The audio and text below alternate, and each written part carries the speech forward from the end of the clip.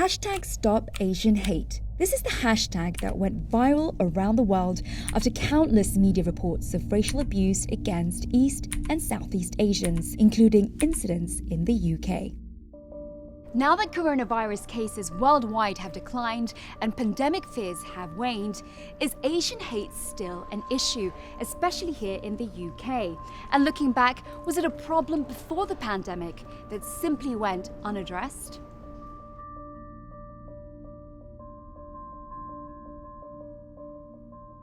A new report by Voice East and Southeast Asians data team showed that there was a significant increase in reported hate crimes across the country between 2019 and 2021.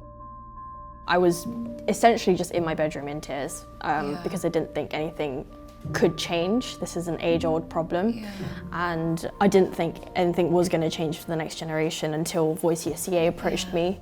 Can you tell us about the latest report and the new statistics regarding hate crimes against East and Southeast Asians across the UK? Within the first year of the pandemic, we had already increased nationally in terms of the hate crimes and incidents by almost 70%. The largest was in Scotland, 109% increase. Overall, across the country, of the 47 jurisdictions that provided us data, 72% reported an increase. This is exactly the same in 2021 compared to 2019. 2019, 997. 2021, still 1,519 hate crimes across the country. And it's the same in the City of London. Surprisingly, of all of the jurisdictions that provided us data, they had the largest percentage increase. So a 400% increase in 2019 to 2022. And did you find any challenges when collating this report? The word hate crime doesn't translate to the same extent it does in English. So here, when you look at verbal assaults, physical assaults, they're all considered hate crimes.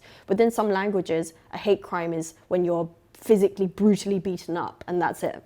So they don't bother, or they don't try to report it, or alternatively they don't want to bring trouble on their own business by reporting the fact that their businesses, like my grandparents once for example, were attacked. They used to get bricks thrown through their takeaway window.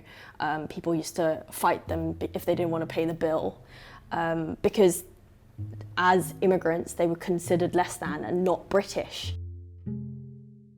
On December 11, 2020, Michael Nio, who was born and raised in the UK, was horrifically attacked outside his university library in Edinburgh. Sadly, no one came to his rescue. We really appreciate that you are doing this interview. Can you just tell us what happened?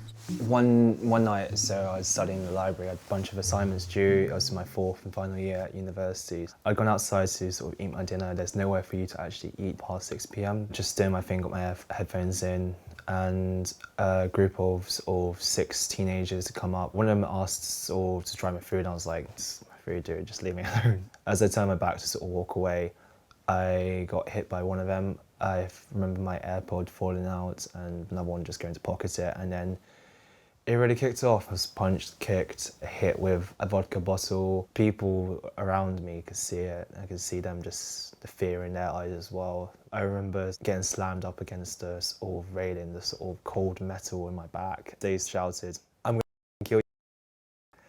And I guess the term itself, it's dehumanizing. It means you're not human per se. The days after your attack, protests took place. In those days, what was going through your mind? Pretty overwhelmed, to be honest. Like, I received probably the most happy birthday messages I ever received. Because the attack happened the night before your birthday. Yeah. Is that correct? We formed in December 2020 after there was a horrific, racially charged attack on an East Asian student right outside our library, right here on our campus. This interview nearly didn't take place because even just our conversations on the phone triggered what happened, and I know it affected your school. I wanted to do a master's. I loved my subject, history, but I felt unsafe by the university. I felt unsafe walking home. I'd have to sort of constantly ask my white flatmates to sort of pick me up from uni, to walk me home.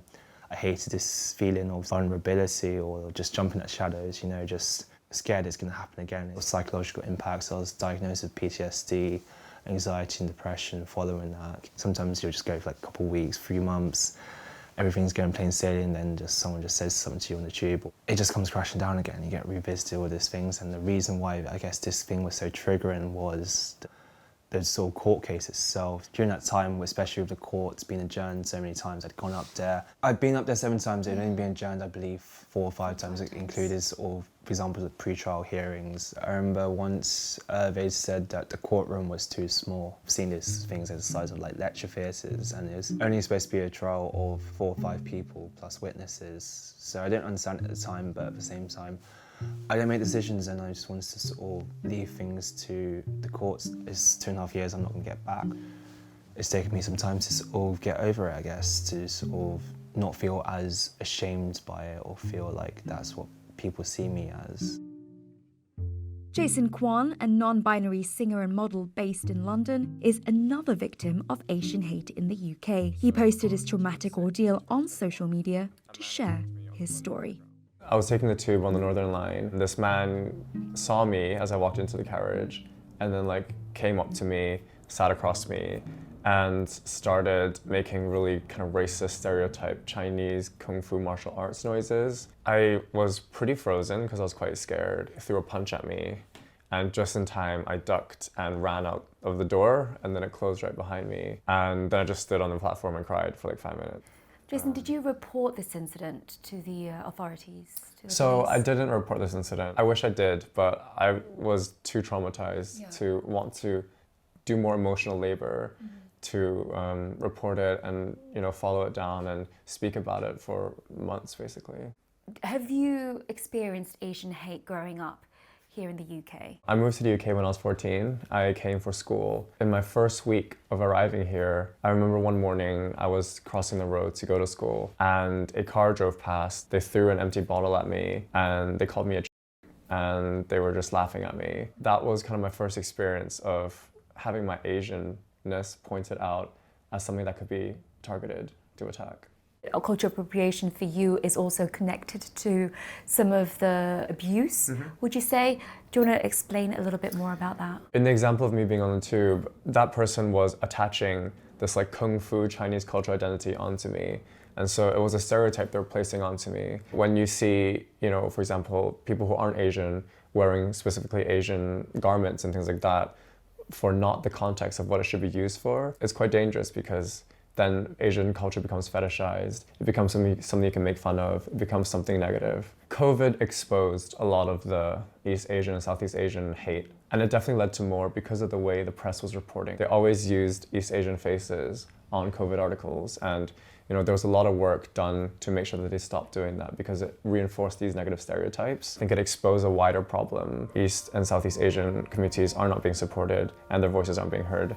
Jenny Pattinson had similar experiences to Jason. Though born and raised in the UK, she was subjected to racial slurs and harassment on many occasions, simply because people think she's different. Being half Scottish and half Malaysian Chinese, Jenny has always felt like she doesn't fit in and has been made to feel like an outsider in her own country. It all began when I was really, really young. I was only about 4. One child who was a bit older who would come and push me over in the playground every day, and I still got a scar on my leg to prove it. So she was just there saying chinky chinky and pushing me over every day. She was a horrible person. So I used to go home and get really upset, and my dad just said, you've got to sort of stand up to these people because they're just bullies. You mentioned to me previously about the incident that happened in Waterloo Station. Do you want to tell us a little bit about that? So I was getting off the bus and I was walking up from Waterloo Road, up some steps up to the station. I felt something hit my face on the right cheek, just here. And then when I touched my face, it was spit. And I looked up and I could see these men just further up the stairs, laughing at me and looking at me and sort of pointing. But I reported the incident to the police and I didn't hear anything back for a few months. Then eventually they told me that they didn't have any camera footage, which really surprised me because I'd just gone into Waterloo Station. Jenny, what personal experience led you to volunteer for the organisation EVR? Actually, during COVID, I thought enough is enough. I started reading about all the incidents that were happening in America and the UK in particular. People were getting killed, getting abused, being hospitalised. And I just thought enough is enough. I've got to do something practical now. I can't just be a bystander. I went online and I saw an organisation called EVR. That stands for End Violence and Racism. And I came on board as one of the directors. And what has EVR sort of accomplished and achieved so far? We've got On Your Side. It's a hate crime reporting programme. Any anybody from that sort of background can go and report what has happened to them. East and Southeast Asian people aren't really counted properly in the census. You've got like white, you've got mixed, you've got black, other race. Oh, and you've got Asian, but Asian in the UK is only used in the sense of meaning South Asian peoples.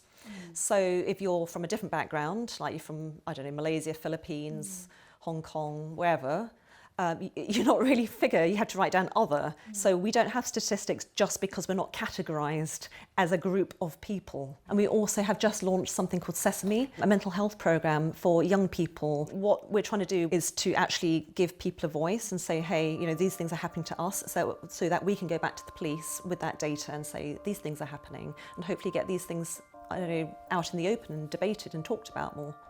What can we do to encourage people to report incidents? Firstly, to empower people to believe in their right to equality within this country, the fact that they don't need to stand for hate crimes, and so therefore should report them if they do happen to them. We belong here, so there's no reason why these people should be living in fear because they look different. I think we're really lucky today because when I was growing up, there wasn't social media. It wasn't easy to find out what organisations were out there to help you. It's always easier when you have a conversation with somebody maybe who's had a similar experience to you because you realise it's not just you that's faced those things. And that makes you feel less isolated.